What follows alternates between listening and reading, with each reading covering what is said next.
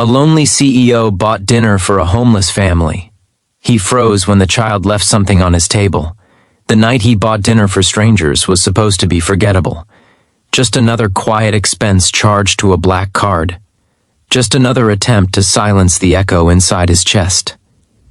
But the moment that small child climbed onto the chair and gently placed something on his table, the world around him seemed to stop breathing.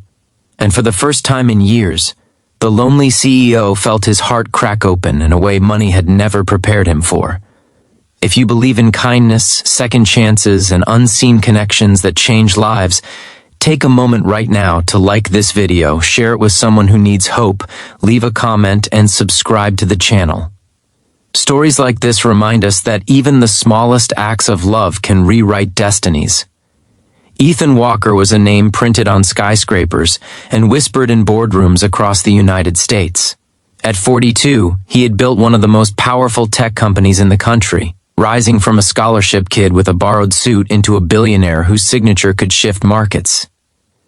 Yet on that winter evening in Chicago, sitting alone at a corner table in a dimly lit restaurant, none of that mattered. The candles flickered against brick walls, couples leaned toward each other in soft laughter, and outside, snow fell like quiet confessions the city never intended to keep. Ethan watched it all with the distant eyes of a man who had won everything except peace. Loneliness had followed him like a shadow ever since the accident 15 years earlier, the one that took his wife and unborn child on a rain-slick highway outside St. Louis. He never spoke of it, never allowed it into interviews or profiles, but it lived with him, ate with him, slept beside him in the silence of penthouses too large for one soul. That night, exhaustion weighed heavier than usual. Another acquisition had closed, another celebration he skipped. Food arrived.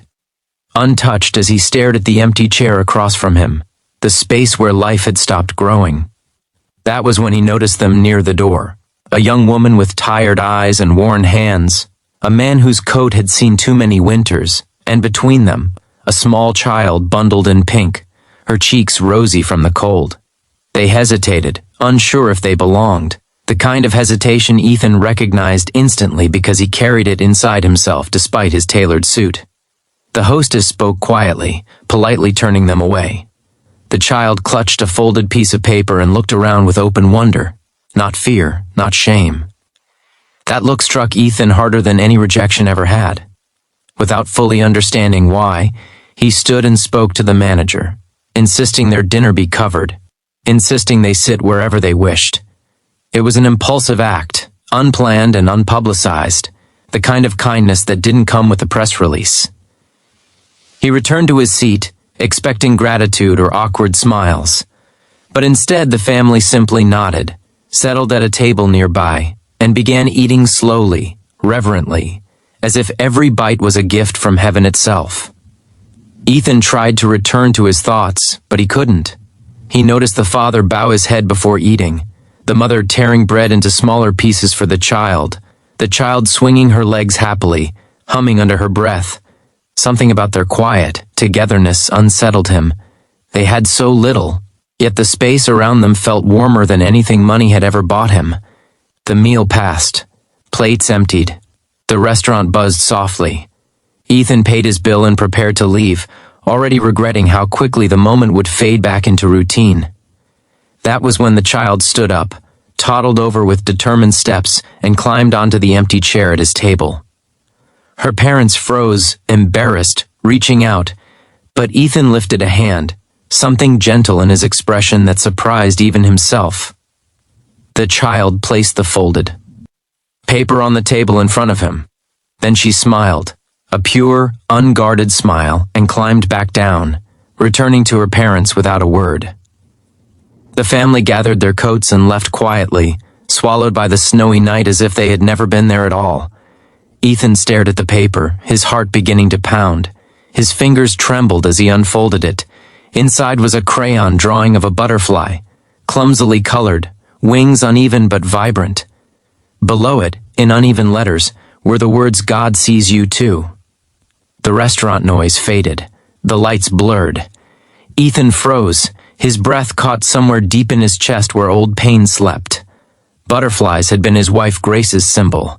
She had loved them fiercely, believed they represented resurrection and hope. On the day of her funeral, a single butterfly had landed on the casket, an impossible thing in early spring. Ethan had never spoken of it, never told anyone how that moment haunted him, comforted him, and broke him all at once. And now, here it was again, placed in his path by a child who knew nothing of his past, nothing of his loss. He sat there long after the restaurant emptied, the drawing clutched in his hands like a lifeline. For the first time in years, he let himself cry, quietly, without fear of witnesses. Something inside him shifted, like a door he thought was locked forever had cracked open. That night, Ethan didn't return to his penthouse.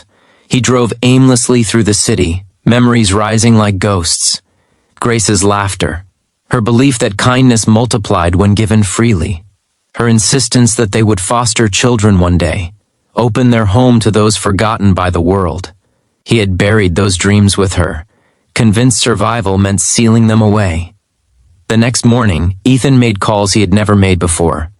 He contacted shelters, family services, outreach programs.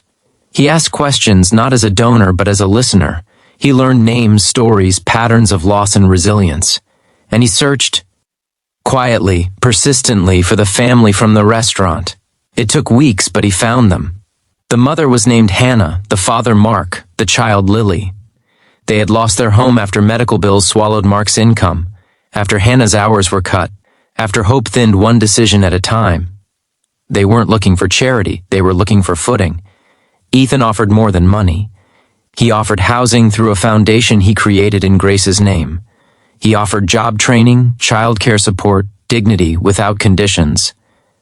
As months passed, Ethan found himself present in ways he never had before.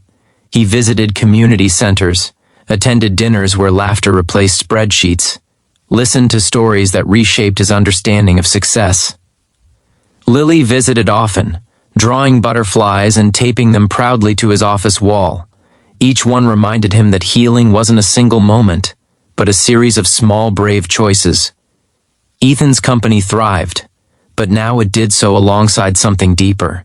He redirected resources, redefined leadership, spoke openly about loss and compassion. Critics called it sentimental. Employees called it human.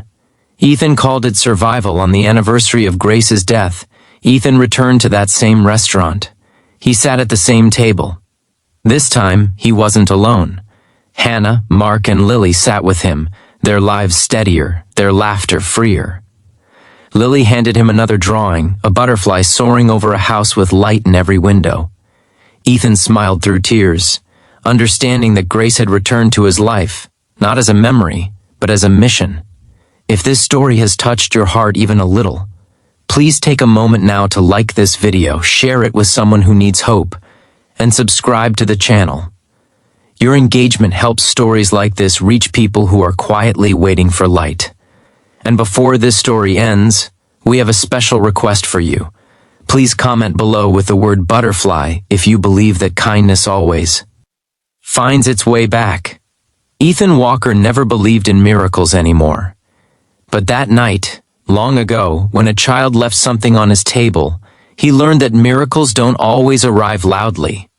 Sometimes they come folded in crayon lines, placed gently by small hands, reminding broken hearts that God still sees them, and that even the loneliest lives can bloom again.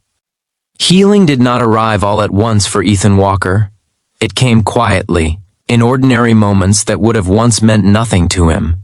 It came in the smell of coffee brewing in a community center kitchen, in the sound of Lily's laughter echoing through hallways that used to feel sterile, and in the way people now looked him in the eyes instead of at the title attached to his name. The butterfly drawings multiplied, pinned to cork boards, taped to glass walls, tucked into books he pretended not to read during meetings. Each one whispered the same truth. His life was no longer empty space filled with noise. It was becoming a place others could belong. The foundation he built in Grace's name began modestly, almost fragile in its early days.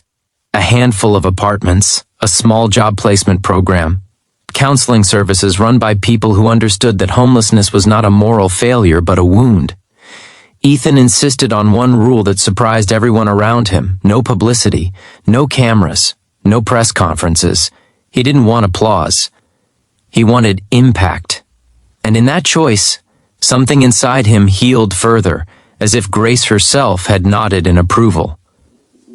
Hannah returned to school part-time, determined to finish the nursing degree she had abandoned years earlier. Mark found steady work with a construction company, partnered with the foundation, his hands finally building something that lasted. Lily started preschool, her teachers amazed by her empathy, how she shared crayons without being asked, how she comforted children who cried. Ethan watched all of this from a careful distance at first, afraid to step too close, afraid that loving again might invite another unbearable loss. But love does not ask permission. It simply arrives. On a rainy afternoon months later, Ethan found himself sitting on the floor of a modest living room, assembling a puzzle with Lily while Hannah prepared dinner. The smell of soup filled the air, warm and grounding. Lily pressed a puzzle piece into place and looked up at him with a seriousness that felt far older than her years. She reached into her pocket and pulled out a tiny paper butterfly, folded carefully, worn at the edges. Ethan felt his chest tighten. He didn't need to hear words to understand. This wasn't gratitude, this was connection, this was trust. That night, driving home, Ethan realized something that startled him more than any boardroom surprise ever had. He wasn't dreading the silence of his penthouse anymore. He was filling it. With purpose, with names, with memories being created instead of avoided. The ghost of grief was still there, but it no longer owned the space. Word spread quietly. Not about Ethan's wealth, but about his presence. Employees noticed he stayed late to listen, that he asked about their families, that he remembered details. Productivity rose, yes, but more importantly, loyalty deepened. People felt seen. And seeing others, Ethan discovered, was the antidote to being unseen himself. One evening near Christmas, the foundation hosted a small gathering for families transitioning out of shelters. Nothing extravagant, just food, music, and warmth. Ethan stood near the door, watching children run with paper snowflakes, parents laughing with a cautious joy that felt newly allowed. Lily ran toward him, her hair tied with a ribbon, holding yet another drawing. This one was different. It showed a man standing alone under a dark sky, surrounded by butterflies lighting the way forward. At the bottom, in careful letters helped by an adult hand, were the words, "You helped us. Now you help everyone." Ethan knelt, his vision blurring. In that moment, he understood something profound. The night he bought dinner for a homeless family had never been about charity. It had been about recognition.